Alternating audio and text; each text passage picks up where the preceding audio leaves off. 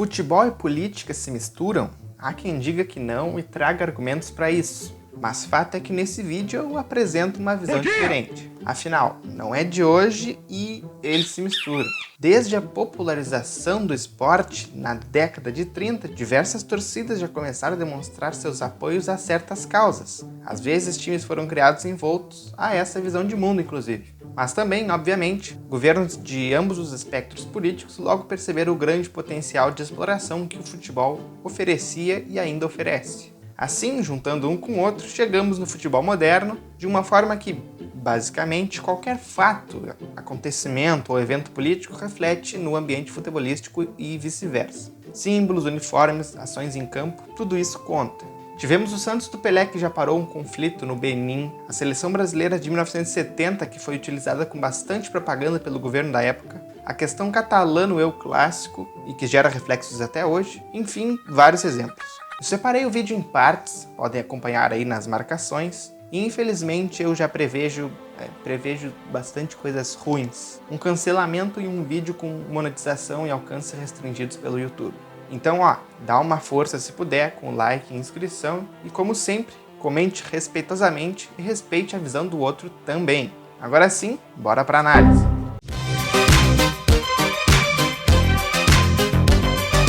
Primeiramente, temos que pontuar que a maioria dos times de futebol utilizam das redes sociais principalmente para manifestar apoio a essa pauta. Temos vários exemplos disso, desde o Outubro Rosa até o mês do orgulho. Porém, há aquele time que às vezes não se manifesta ou simplesmente não fala, com medo de cancelamento talvez, e que às vezes bota uma pulga atrás da orelha de muitas pessoas. Digo isso para ambas as vertentes políticas, mas meio que a gente sabe como que as redes sociais funcionam, né?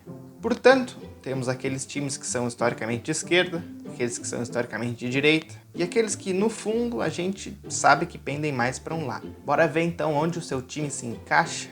Começamos pela Europa e depois vamos para o Brasil. Eu vou me cuidar para não falar alguns termos que o YouTube não gosta. Times de esquerda. São Pauli, da Alemanha. Recém-promovido à primeira divisão do país, o clube do distrito da Luz Vermelha de Hamburgo, onde realmente rola a vida noturna na cidade, se é que tu me entende, possui raízes políticas anarquistas. Nas arquibancadas do seu estádio, o que mais se vê são faixas com mensagens anticapitalistas, bandeiras com arco-íris e contra o movimento do bigodinho lá. O clube, desde a década de 80, se recusa a vender ingressos ou aceitar como sócios pessoas que têm alguma conexão com aquele movimento alemão lá dos anos 30 e 40.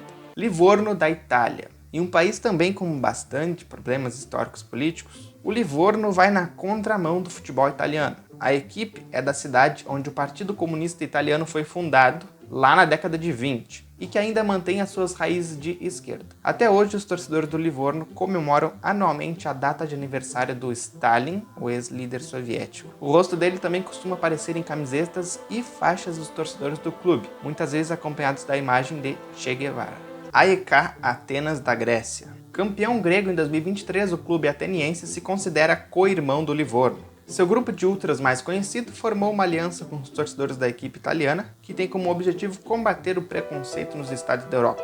Boa parte da torcida do AEK é formada por descendentes de gregos ortodoxos que viviam na Turquia e foram retirados à força de onde viviam para retornar ao país. Em 2013, um jogador do clube, o Georgios Katidis, simplesmente fez isso aí que tu tá vendo na tela, fez essa comemoração, e a reprovação do ato foi tão forte que o meio atacante foi automaticamente suspenso pela diretoria. Olympique de Marseille, da França. Campeão da Champions League em 1993, o Marseille conta com uma torcida com ideias de esquerda mais conhecida e temida do velho continente. Os integrantes do Comando Ultras 84, principal organizada do clube, definem-se como um grupo de extrema esquerda que não se furta de entrar em confronto físico com torcedores de organizadas de outros times com posição política divergente. Borussia Dortmund, da Alemanha. O clube, originário de uma região cuja economia tradicionalmente dependia da extração de carvão, onde os sindicatos de trabalhadores alimentados por ideias de esquerda sempre foram fortes, teve um papel importante na luta contra o bigodismo da Alemanha. Durante a época, um presidente do Dortmund chegou a ser deposto por se recusar a entrar no partido. Além disso, funcionários do time aurinegro foram desvividos por usar as instalações do clube para produzir material contra o governo na época. Raio Vallecano, da Espanha. O menor dos 3 clubes de Madrid ocupa a posição mais à esquerda dentro do futebol espanhol. Cresceu junto ao movimento operário e às forças que lutavam contra o governo de Franco entre as décadas de 1930 e 1970. Em 2017, a torcida reagiu contra a contratação do ucraniano Roman Zozulia, que estava envolvido em um escândalo de preconceito, digamos assim, com a diretoria tendo que rescindir o seu contrato. Celtic da Escócia. Em todo e qualquer jogo do escocês Celtic, é bastante comum se ouvir cânticos contra a família real britânica, assim como ver bandeiras da Palestina. Seus torcedores têm forte ligação com os movimentos sociais, são eleitores do Partido Trabalhista e combatem a ideia da existência do Reino Unido sendo separatistas. No passado, eles se manifestaram em apoio ao IRA, um grupo católico da Irlanda, assim como eles são, ou seja, de origem católica. Besiktas da Turquia. Em um passado recente, a sua torcida se tornou uma das forças mais atuantes na resistência contra o atual governo de Erdogan, que é bem repressivo e da outra vertente do espectro político. E o time não faz isso às escuras. Ele costuma distribuir manifestos entre os frequentadores do estádio, no qual exalta os seus valores. Liverpool da Inglaterra. Mais sutil, o Liverpool defende a ideologia de esquerda com certa discrição, mas tem história ligada ao movimento operário da cidade, sendo sua própria gestão baseada em ideias de coletivo e não de individualidades. Não por acaso, contrata sempre que possível profissionais alinhados com essa posição. Seus 2 mais vitoriosos treinadores da história, o britânico Bill Shankly e o alemão Jürgen Klopp, são assumidamente de esquerda. Bom, esses foram alguns dos times de esquerda, as fontes estão na descrição, mas temos alguns outros também no velho continente, como o Omonia Nicosia, Napoli, Roma, Athletic Bilbao, Barcelona, Lokomotiv Sofia, Standard Liège, Malmo, Bohemians e Red Star FC.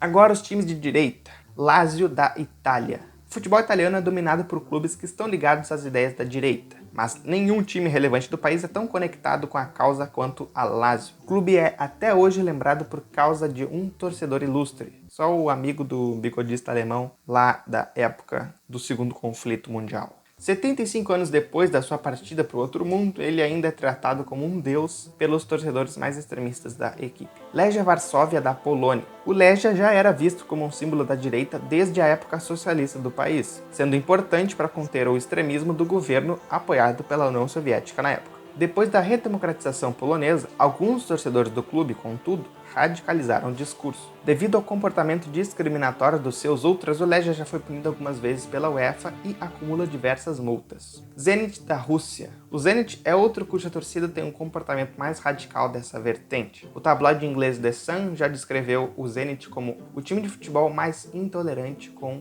cor do planeta. Os torcedores mais radicais da equipe de São Petersburgo se consideram como defensores da tradição cultural da Rússia e por isso são absolutamente contrários à contratação de jogadores que não se enquadram nisso.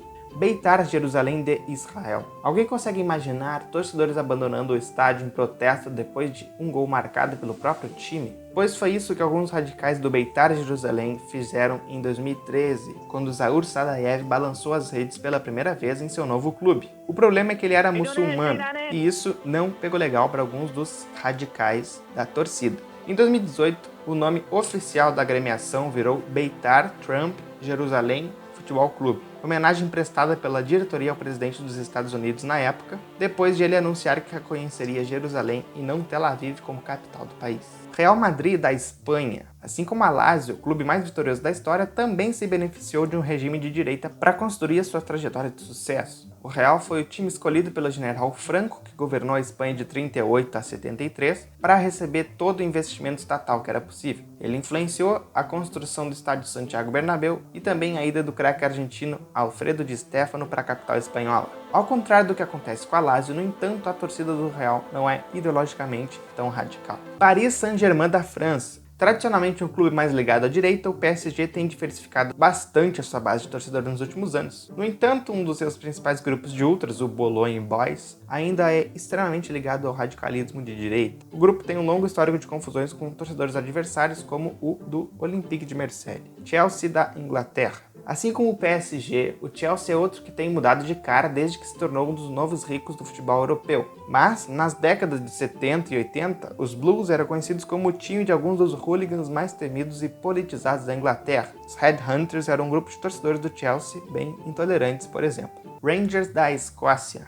Enquanto o Celtic tem ideias mais ligadas à esquerda e representa a comunidade católica da Escócia, Rangers são um clube da direita e dos protestantes da nação. Em geral, os apoiadores da equipe azul votam no Partido Conservador, defendem o Reino Unido como um país unificado e são 100% leais à monarquia britânica. Por isso, o clássico entre eles é tão pegado. Inclusive, se quiser que eu fale somente sobre esse clássico, comenta aí que eu faço um vídeo sobre. Dentre outros que também se enquadram nesse viés político de direita, podemos mencionar, por exemplo, o Hansa Rostock, Partizan, Hamburgo, Schalke 04, Espanhol, Real Betis, Real Sociedad, Atalanta, Milan e Inter de Milão.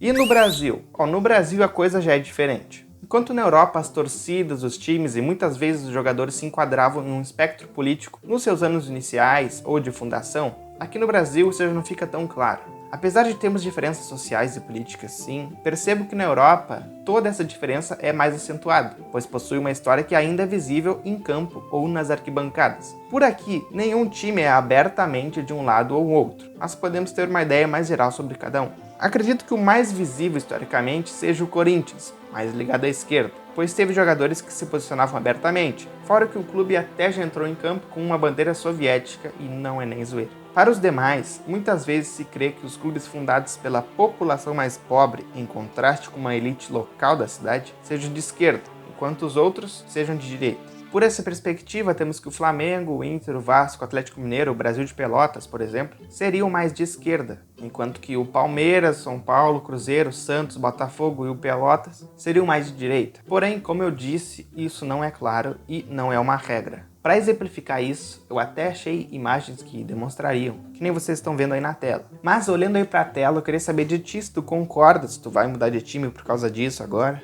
É zoeira. E tu já sabia dessas diferenças que eu trouxe nesse vídeo? Acha que é visível essa diferença? Ou melhor, tu acha que política e futebol se misturam? Comentem aí se sim ou não e dá like e se inscreva no canal se acha que o canal merece. Lembrando que eu deixei as referências aí na descrição. Se puder também ativa o sino para saber quando vai sair vídeo aqui do canal. E valeu, falou!